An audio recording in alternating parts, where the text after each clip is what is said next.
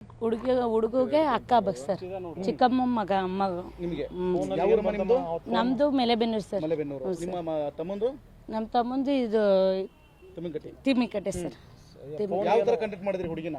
ಹುಡುಗಿನ ಬ್ರೋಕರ್ ಮುಖಾಂತರ ಕಾಂಟ್ಯಾಕ್ಟ್ ಮಾಡಿದ್ವಿ ಸರ್. ನಮ್ಮ ಮನೆಯವರು ಮತ್ತೆ ಹುಡುಗ ಇಬ್ಬಳಾರೆ ಹೋಗಿ ನೋಡ್ಕೊಂಬಂದು ಇದು ಮಾಡಿದ್ದು.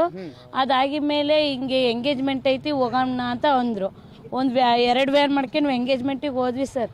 ಅವ್ನು ಎಂಗೇಜ್ಮೆಂಟ್ ಮಾಡ್ಕೊಂಡು ಖುಷಿಯಾಗೆ ಮಾಡಿಕೊಟ್ರು ಅವ್ರು ಎಂಗೇಜ್ಮೆಂಟ್. ಅದನ್ನು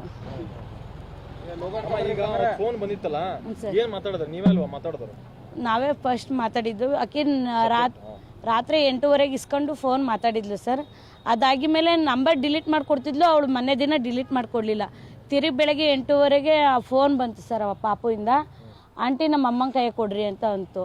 ಅಮ್ಮ ಅಂದರೆ ಯಾರಪ್ಪ, ನೀವು ಯಾರು ಹಂಗೆ ಅಂತ ಅಂದ ತಕ್ಷಣ ನಮ್ಗೆ ಅನುಮಾನ ಬಂದು ಹಂಗೆ ಫೋನ್ ಇಟ್ಟು ನಮ್ಮ ಮಾಮ ಕೈಗೆ ಫೋನ್ ಮಾಡಿಕೊಟ್ವಿ.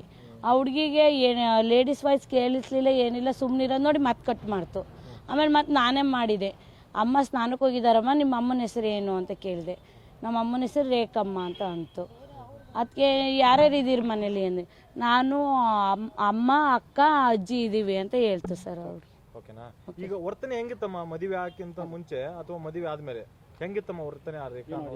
ಸರ್ ದುಡ್ಡು ಸಿಗೋವರೆಗೂ ಚೆನ್ನಾಗೇ ಇದ್ರು ಸರ್. ಈಗ ಈಗ ಪಾಪು ಸಿಚುವೇಶನ್ನು ಅದು ಇದು ಗೊತ್ತಾಗಿ ಮೇಲೆ ಒಂಥರ ಇಷ್ಟ ಇಲ್ಲದ ಥರ ವರ್ತನೆ ಮಾಡ್ತಾ ಇದ್ದಾಳೆ ಸರ್ ಅವಳು. ಅವನ ಜೊತೆ ಸರಿ ಇಲ್ಲ. ಒಂಥರ ಅವನೇ ಮಾತಾಡ್ಸಕ್ಕೆ ನಾವು ಹೊಸ ಜೋಡಿ ಅಂತೇಳಿ ಮಾತಾಡಕ್ಕೆ ಬಿಟ್ರು, ಏನು ಕೆಲಸ ಹಚ್ಚಲಿಲ್ದಂಗೆ ಬಿಟ್ರು ಅಕ್ಕ ಅವನ ಜೊತೆ ಮಾತಾಡ್ತಿದ್ದಿಲ್ಲ.